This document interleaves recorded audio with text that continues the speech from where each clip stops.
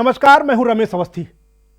हम आपको 2021 के बजट पर अपनी खास पेशकश में दिखाएंगे कि कोरोना की मार झेल रहे देश को बजट से जो उम्मीदें थीं उन पर खरा उतरते हुए केंद्र सरकार ने जनता को क्या तोहफे दिए, और हम ये भी दिखाएंगे कि इस बजट से आपको और आपसे जुड़े सेक्टर को क्या मिला। तो बने रहिए हमारे साथ और देखते रहिए सहारा समय। वर्ष 2021 का बजट असाधारण परिस्थितियों के बीच पेश किया गया है।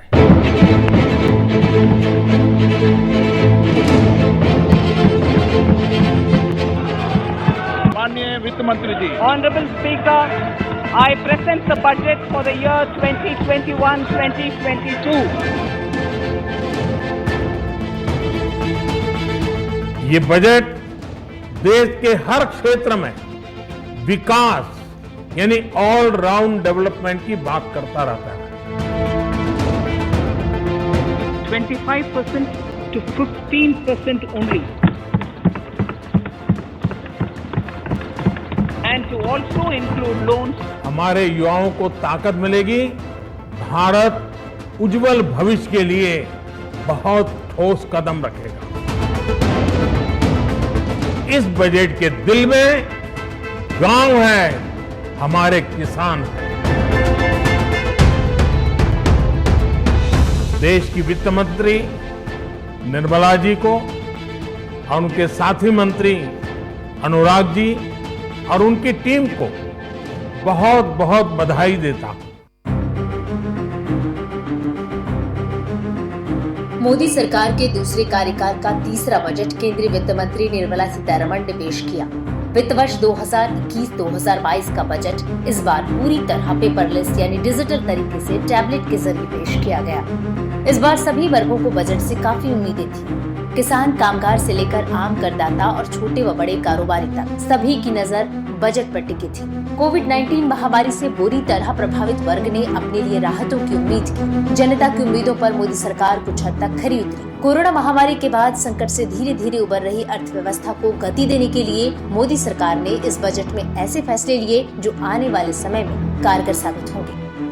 कोविड-19 से भारत ही नहीं, दुनिया भर की इकोनॉमी को झटका लगा है।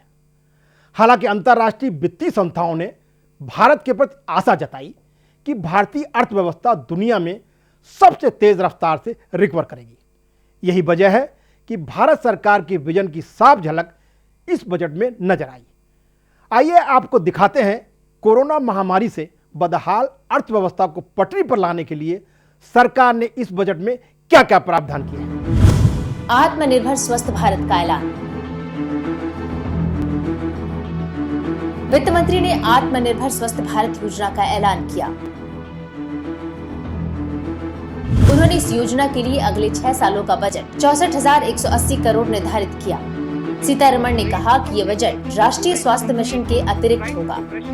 इसके तहत गांव से लेकर शहरों तक स्वास्थ्य सुविधाओं को बढ़ावा दिया जाएगा। उन्होंने कहा प्रिवेंटिव, क्यूरेटिव और वेल बीइंग पर फोकस होगा। प्राइमरी से लेकर उच्च स्तर तक की स्वास्थ्य सेवाओं पर खर्च करेंगे। नई बीमारियों पर फोकस होगा। 75,000 ग्रामीण हेल्थ सेंटर, सभी जिलों में जांच केंद्र, क्रिटिकल केयर हॉस्पिटल ब्लॉक 602 जिलों में, national centre for disease control, integrated health info portal को मजबूत बनाया जाएगा। 17 नए पब्लिक हेल्थ यूनिट को चालू किया जाएगा। इसके साथ ही national institution of world health बनेगा और 9 बायो लैब समेत 4 नेशनल इंस्टीट्यूट ऑफ वायरोलॉजी बनाए जाएंगे। Minimum government, maximum governance. इन परिस्थितियों के बीच आज का बजट भारत के आत्मविश्वास को उजागर करने वाला है और साथ ही दुनिया में एक नया आत्मविश्वास भरने वाला है। आज के बजट में आत्मनिर्भरता का विजन भी है। ये शानदार बजट है और इसकी जितनी भी प्रशंसा की जाए वह कम है। कोरोना महामारी से निपटने के लिए वैक्सीन को 35,000 करोड़ रुपए। We have taken a number of steps. वित्त मंत्री निर्मला सीतारमण ने कहा कि सरकार ने वर्ष 2021-22 में कोरोना वैक्सीन के लिए 35,000 करोड़ रुपए मुहैया कराए हैं। अगर आगे भी जरूरत पड़ती है तो मैं फंड मुहैया कराने के लिए प्रतिबद्ध हूँ। उन्होंने आगे कहा कि भारत में बनी न्यूमोकोकल वैक्सीन अभी सिर्फ 5 राज्यों तक सीमित है। इसे पूरे देश में लागू किया जाएगा। इससे साल में होने वाले 50,000 से ज्यादा बच्चों की मौत को रोका जा सकेगा। You look at previous budget years and previous budget speeches, there has been a complete failure to fulfill what has been announced. ये बजट जो है आत्मनिर्भर भारत के सफल सफर का हम सफर बजट साबित हो। किसानों का बजट है। So the real question the country has to ask is how will this government fulfill its promises? इससे बेहतर, इससे संतुलित देश की इकोनॉमी को आगे लेके जाने वाला और बेहतर बजट नहीं होगा। बजट पेश किया गया है और जनता की अपेक्षाओं के अनुरूप है, क्योंकि कोरोना इस महामारी के बावजूद लोगों को उम्मीद नहीं थी कि इस प्रकार का बजट पेश हो, क्योंकि इसके पहले भी 5 मिनी बजट एक प्रकार से सरकार के द्वारा पेश किए जा चुके हैं। कई पैकेज की घोषणा हुई है, जिसमें एक आत्मनिर्भर भारत का भी पैकेज महत्वपूर्ण है। मैं समझता हूं कि यह बहुत ही ये शानदार बजट है और इसकी जितने भी प्रशंसा की जाए वह कम है। बजट 2 घंटे का है। अब हमें इससे सोचना है क्या है और क्या नहीं है, वो सोच के हम इसका जवाब देंगे। लॉन्ग टर्म विजन के साथ बजट प्रस्तावित किया है।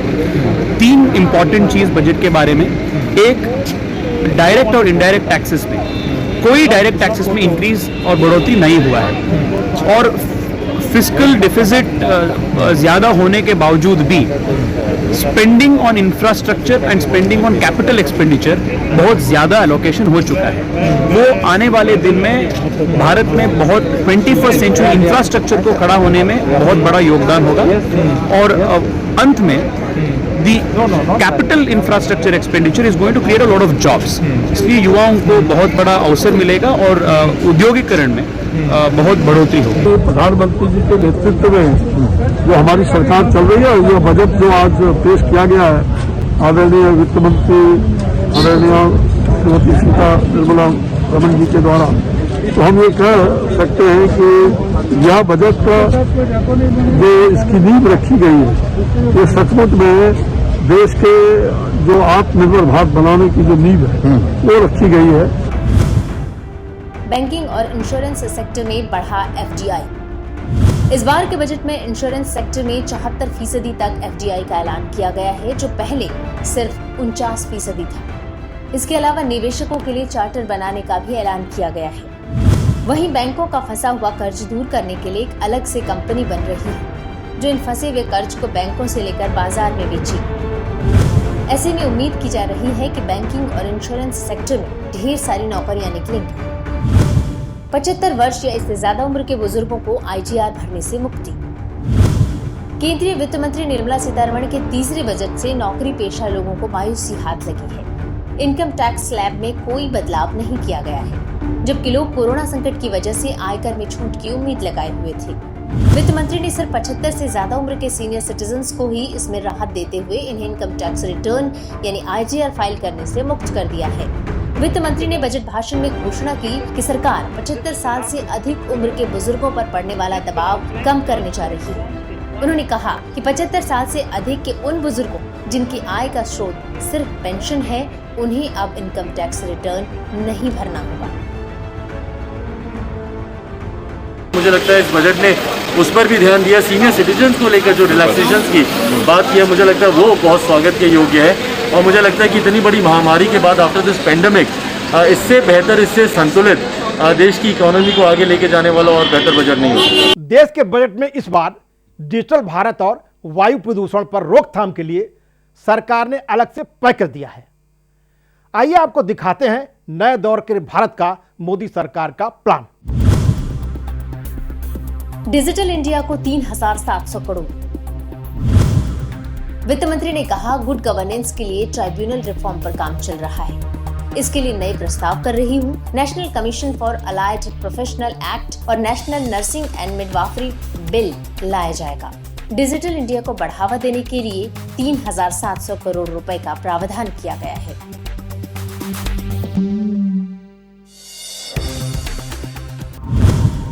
किसानों के लिए वित्त मंत्री का बड़ा ऐलान।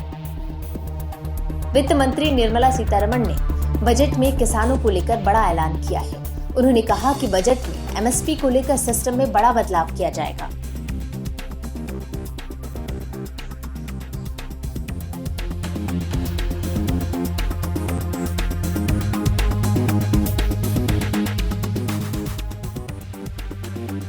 वित्त मंत्री ने कहा कि गेहूं के एमएसपी पर 75,000 करोड़ रुपए ज्यादा दिए गए। 43 लाख गेहूं उत्पादक किसानों को फायदा मिला है। कृषि क्षेत्र के लिए 16.5 लाख करोड़ रुपए का क्रेडिट लक्ष्य दिया गया है। वित्त मंत्री ने कहा कि देश में 5 बड़े फिशिंग हब का निर्माण किया जाएगा। कृषि क्षेत्र के लिए 16.5 लाख करोड़ रुपए का क्रेडिट लक्ष्य रखा गया है। किसानों को 1.5 गुना एमएसपी मिलेगी। 43 लाख को फायदा मिलेगा। वित्त वर्ष 2020-21 के लिए किसानों की एमएसपी पर 75,100 करोड़ रुपए आवंटित किए गए हैं।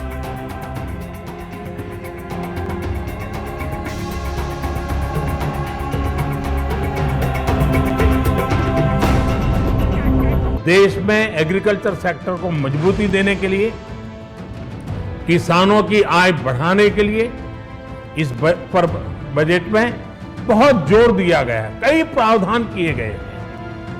एग्रीकल्चर सेक्टर में किसानों को और आसानी से और ज्यादा ऋण मिल सकेगा।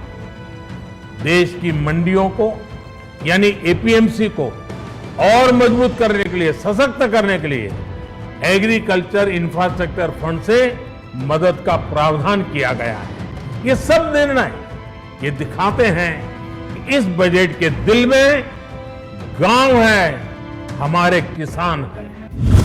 वायु प्रदूषण रोकथाम के लिए 2000 करोड़ रुपए का ऐलान। वित्त मंत्री निर्मला सीतारमण ने कोरोना महामारी के बाद पहली बार संसद में बजट पेश किया। पहली बार वायु प्रदूषण की रोकथाम के लिए बजट में ऐलान किया गया है। वित्त मंत्री ने देश में वायु प्रदूषण रोकथाम के लिए 2000 करोड़ रुपए का प्रावधान किया है। आपको बता दें कि अब तक पेश किए गए बजट में कभी भी वायु प्रदूषण की रोकथाम को लेकर कभी किसी भी सरकार ने नहीं किया था। साल 2014 में नरेंद्र मोदी सरकार की सत्ता में आने के बाद से हम लगभग हर बजट में कुछ नया ऐसा देख रहे हैं जो कि पिछली सरकारों ने नहीं किया था। युवाओं के लिए 1.5 लाख नौकरियां। वित्त मंत्री निर्मला सीतारमण ने कहा कि कपड़ा उद्योग को वैश्विक रूप से प्रतिस्पर्धी बनाने के लिए पीएलआई योजना के अतिरिक्त मेगा निवेश टेक्सटाइल्स पार्क योजना लॉन्च किया जाएगा। 3 वर्षों की अवधि में 7 टेक्सटाइल पार्क स्थापित किए जाएंगे। यूरोप और जापान से और अधिक जहाजों को भारत लाने के लिए प्रयास किए जाएंगे। रिसाइकलिंग कैपेसिटी जो लगभग 4.5 मिलियन लाइट डिस्प्लेसमेंट टन है, उसे साल 2024 तक 2 गुना किया जाएगा। इससे हमारे युवाओं के लिए 1.5 लाख अधिक नौकरियां पैदा होने का अनुमान है। केंद्र की सत्ता की कमान जब से प्रधानमंत्री नरेंद्र मोदी के हाथों में आई है, तभी से ऊर्जा के क्षेत्र पर सरकार विशेष जोर दे रही है। साथ ही कनेक्टिविटी को मजबूत करने के लिए रेल और सड़क मार्ग से देश के हर जिले और तहसील को जोड़ रही है। इस बजट में मोदी सरकार ने इन सेक्टरों का विशेष ध्यान रखा है। ऊर्जा क्षेत्र में बड़ा कदम। वित्त मंत्री निर्मला सीतारमण ने ऊर्जा क्षेत्र में बड़ा कदम उठाया है। वित्त मंत्री ने कहा कि ऊर्जा क्षेत्र में एक फ्रेमवर्क तैयार किया जाएगा, जिसमें उपभोक्ताओं को एक से ज्यादा आपूर्तिकर्ता कंपनी में से चुनने का विकल्प दिया जाएगा। ऊर्जा क्षेत्र में सरकार द्वारा बड़ा सुधार किया जाएगा। हाइड्रोजन एनर्जी मिशन लॉन्च करेंगे, जिसके तहत ग्रीन पावर स्रोतों से हाइड्रोजन को पैदा किया जा सकेगा। सड़क परिवहन मंत्रालय के लिए 1,18,101 करोड़ रुपए। वित्त मंत्री ने सड़क परिवहन मंत्रालय के लिए 1,18,101 करोड़ का अतिरिक्त प्रावधान किया है। 3.3 लाख करोड़ रुपए की लागत से 13,000 किलोमीटर से अधिक की सड़क पहले ही 5.35 लाख करोड़ रुपए की भारतमाला परियोजना के तहत दी जा चुकी है, जिसमें 3,800 किलोमीटर का निर्माण किया गया है। मार्च 2022 तक 8,500 किलोमीटर और नेशनल हाईवे कॉरिडोर का अतिरिक्त 11,000 किलोमीटर को पूरा करेंगे। हमारी भारतमाला परियोजना जो है उसमें 24,800 किलोमीटर हमने लेंथ ली थी और उसमें से 10,206 किलोमीटर जो है ऑलरेडी अंडर इम्प्लीमेंटेशन है और कुछ पूरी भी हुई है। तो निश्चित रूप से अभी NHAI की लेंथ है टोटल 1,36,521 किलोमीटर और ये अलग अलग प्रकार के इसमें बिहार का पैकेज है, जम्मू कश्मीर का पैकेजेस है, बाकी भी इसमें भारतमाला परियोजना में ली गई है। तो ओवरऑल मेरा विश्वास है कि देश का जो इंफ्रास्ट्रक्चर है, आज आप देख रहे हैं, वैसे मैं जब मंत्री बना तो उस समय से आज के 5 साल में मोदी जी के नेतृत्व में करीब 50-60% इंफ्रास्ट्रक्चर सुधर गया है। रेलवे के लिए 1.10 लाख करोड़ रुपए आवंटित।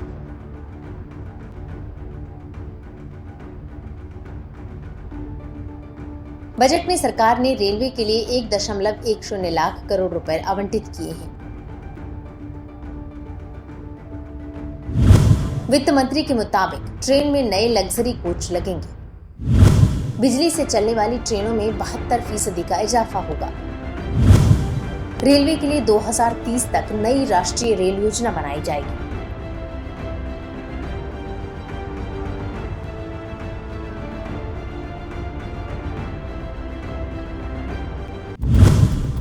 देश में जल्दी ही लागू होगी राशन कार्ड पोर्टेबिलिटी। वित्त मंत्री निर्मला सीतारमण ने बजट 2021-22 के भाषण में कहा कि सरकार जल्द ही राशन कार्ड पोर्टेबिलिटी को पूरे देश में लागू करेगी। आपको बता दें कि इस बजट में सरकार ने गांव से बाहर जाकर काम करने वाले मजदूरों के लिए ये सुविधा प्रदान करते हुए इसे लागू करने का निर्णय लिया है। अगर राशन कार्ड पोर्टेबिलिटी लागू हो जाती है तो फिर प्रवासी मजदूरों के लिए ये बहुत ही सुविधाजनक हो जाएगा और कोरोना जैसी महामारी में भी वो अपने गांव को पलायन के लिए मजबूर नहीं होंगे। इसके साथ ही ये उन लोगों के लिए भी लाभदायक होगा जो अपने गांव से बाहर रोजगार की तलाश में शहरों की ओर पलायन कर रहे हैं। ब्यूरो रिपोर्ट, सहारा समय। रोटी, कपड़ा और मकान के साथ साथ शिक्षा हासिल करना भी देश के हर नागरिक का जन्मसिद्ध अधिकार है। इस वर्ष के बजट में जहां शिक्षा के लिए सरकार ने आदिवासी इलाकों के लिए नए स्कूल खोलने और वित्तीय सहायता देने के लिए प्रावधान रखा है, वहीं मिडिल क्लास के लिए इसमें कुछ ऐसा भी नजर नहीं आया जिससे बाकी वर्ग को ये बजट उत्साहित कर सके। साथ ही नौकरी करने वालों को भी कोई राहत नहीं दी गई है। हालांकि 75 वर्ष से अधिक आयु वालों को टैक्स में सुविधा देकर सरकार बुजुर्गों का आशीर्वाद लेने में जरूर कामयाब हुई है। इस बजट से एक तरफ कुछ लोग प्रसन्न हैं तो दूसरी तरफ कुछ लोग नाराज भी हैं।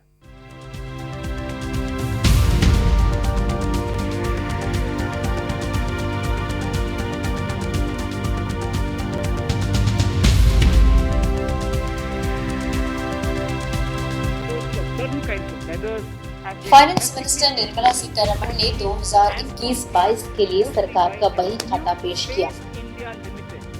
देश की आर्थिक तरक्की के लिए इसे रोड मैप बजट माना जा रहा है। निर्मला सीतारमण ने बजट के बाद कहा कि वो बजट से पूरी तरह संतुष्ट हैं।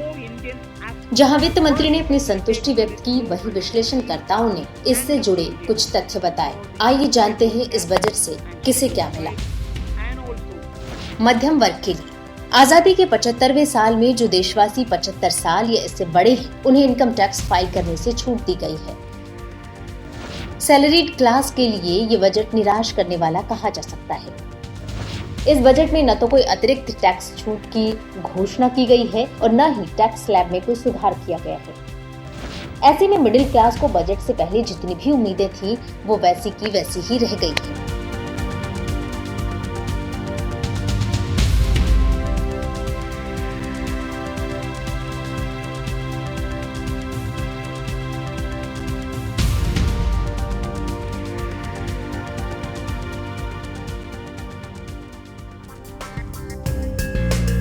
वित्त मंत्री निर्मला सीतारमण की ओर से कहा गया कि 5 फिशिंग हार्बर को आर्थिक गतिविधि के हब के रूप में तैयार किया जाएगा। तमिलनाडु में फिश लैंडिंग सेंटर का विकास किया जाएगा। वित्त मंत्री निर्मला सीतारमण ने ऐलान किया कि मोबाइल उपकरण पर कस्टम ड्यूटी को बढ़ा दिया गया है। अब इसे 2.5% तक किया गया है, जिससे अब फोन, कंप्यूटर और इलेक्ट्रॉनिक सामान महंगे हो जाएंगे। हालांकि कॉपर और स्टील में ड्यूटी को घटाया गया है। वित्त मंत्री ने ऐलान किया है कि सोना चांदी से भी कस्टम ड्यूटी को घटाया गया है, जिससे आम आदमी को इससे कुछ लाभ मिलेगा और 1 अक्टूबर से देश में नई कस्टम नीति लागू हो जाएगी। वित्त मंत्री ने कहा कि छोटे करदाताओं को टैक्स में राहत दी गई है। स्टार्टअप को जो टैक्स देने में शुरुआती छूट दी गई थी, उसे अब 31 मार्च 2022 तक बढ़ा दिया गया है। आपको बता दें कि सस्ते दाम पर घर खरीदने के लिए सरकार ने 1 साल का और समय दे दिया है। बजट में वित्त मंत्री निर्मला सीतारमण ने अफोर्डेबल हाउसिंग स्कीम को 1 साल के लिए और बढ़ाने की घोषणा कर दी है। निर्मला सीतारमण ने रियल एस्टेट को उभारने की कोशिश की है। सस्ते मकान की खरीद के लिए 1,50,000 रुपए तक अतिरिक्त कटौती को 1 साल और बढ़ा दिया गया है। प्रवासी मजदूरों को लेकर बजट। कोरोना की वजह से किए गए लॉकडाउन में प्रवासी मजदूरों को बहुत परेशानी का सामना करना पड़ा। वित्त मंत्री निर्मला सीतारमण ने कहा कि श्रमिकों के लिए मिनिमम वेज कोड लागू किया जाएगा। इसमें सभी वर्गों के मजदूरों को कवर किया जाएगा। देश में मिनिमम वेज कोड लागू होने का सभी मजदूरों के लिए एक न्यूनतम मजदूरी सुनिश्चित हो सकेगी। इससे देश के करीब 50 करोड़ मजदूरों को फायदा होगा। इसके साथ साथ उन्होंने महिला कामगारों को लेकर भी अहम ऐलान किए हैं। सीतारमण ने अपने भाषण में कहा कि महिलाएं हर कैटेगरी के काम कर सकेंगी और उन्हें नाइट शिफ्ट करने की भी इजाजत होगी। ये सब नए लेबर कोड के जरिए लागू किए जाने की योजना है।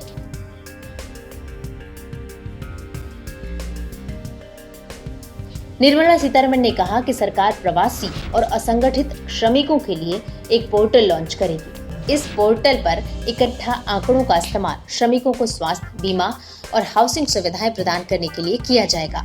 प्रवासी मजदूरों के लिए देश भर में एक देश एक राशन योजना शुरू की गई है। वित्त मंत्री ने प्रवासी कामगारों के लिए सस्ती दरों पर किराए के मकान उपलब्ध कराने की योजना का ऐलान किया है। उन्होंने कहा है कि सभी के लिए घर और रियायती दर पर घर मुहैया कराना सरकार का टारगेट है। वित्त मंत्री ने कहा कि इन घोषणाओं से कम आमदनी वाले लोगों को बड़ी राहत मिलेगी। देश के किसान जहां पिछले कुछ दिनों से धरने पर बैठे हैं, वहीं मौजूदा बजट में ये बताने का प्रयास किया गया है कि सरकार किसानों की हितैषी है। साथ ही बढ़ते वायु प्रदूषण को लेकर भी सरकार गंभीर है। इससे पहले की सरकारों में प्रदूषण पर चर्चा तो हुआ करती थी, मगर देश की हवा बदलने के लिए बजट में कोई प्रावधान नहीं किया जाता था। लेकिन मोदी सरकार ने प्रदूषण की रोकथाम पर विशेष ध्यान दिया।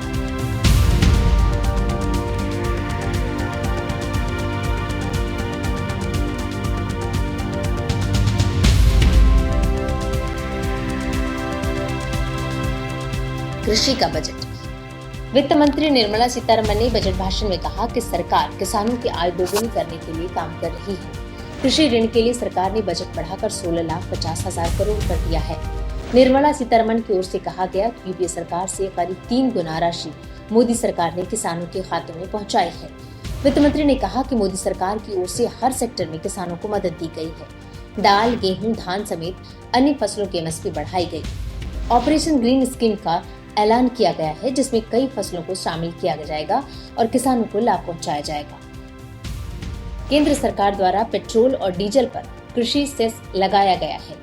डीजल पर 4 रुपए और पेट्रोल पर 2.5 रुपए का सेस लगाया गया है। हालांकि कहा जा रहा है कि ये सेस कंपनियों को देना होगा और आम लोगों पर इसका कोई असर नहीं होगा।